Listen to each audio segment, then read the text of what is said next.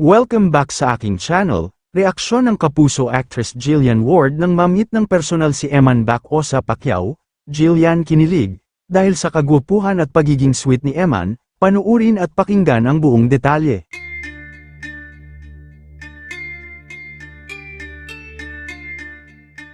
Matatandaan na marami nga ang kinilig nang magkita ang kapuso actress Jillian Ward at kapuso actor Eman Bac-Osa kahapon November 24, 2025, sa premiere night ng Kapuso Mo Jessica Soho Gabi ng Lagim the Movie, kung saan naging special guest si Eman sa pagbibidahang pelikula ni Jillian. Hindi matumbasan ang saya ni Eman dahil finally ay na-meet niya ang kanyang ultimate crush na si Jillian. Kaya naman nang magkita sila ay makikita na sobrang kinilig ito dahil hindi makapaniwala na kaharap niya na ang taong pangarap niya lang makita. Kaya naman hindi na napigilan na yakapin ng ilang beses ni Eman si Jillian, dahil sa sobrang kaligayahan, na pagpapakita na rin ng mataas na respeto sa actress. Syempre makikita rin ang saya ng dalaga dahil nakita niya rin si Eman.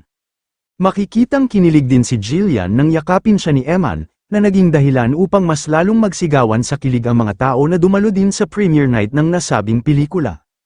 Ayon pa nga sa mga netizens, ay nagmukhang si Eman at Jillian daw ang bibida sa nasabing pelikula, dahil sa mga magagandang kaganapan at pagdumog ng tao sa dalawa, dahil matinding kilig daw ang ipinadama nila sa kanilang fans na tila love story daw ang ipapalabas. Samantala, ayon kay Jillian ay sobrang sweet daw ni Eman at sobrang bait at gwapo din. Kaya naman masaya din siya nang makita din ng personal ang binata, kaya naman para sa karamihan kung sakaling mabuo daw ang kanilang love team at magsama sa isang proyekto, ay tiyak dudumugin ito ng tao, dahil sa ganda ng kanilang chemistry. Narito naman ang video ng reaksyon ni Jillian nang makapanayam tungkol kay Eman Bac-Osa Pacquiao. Jillian? Gusto ko din ma-experience yung hawak ko.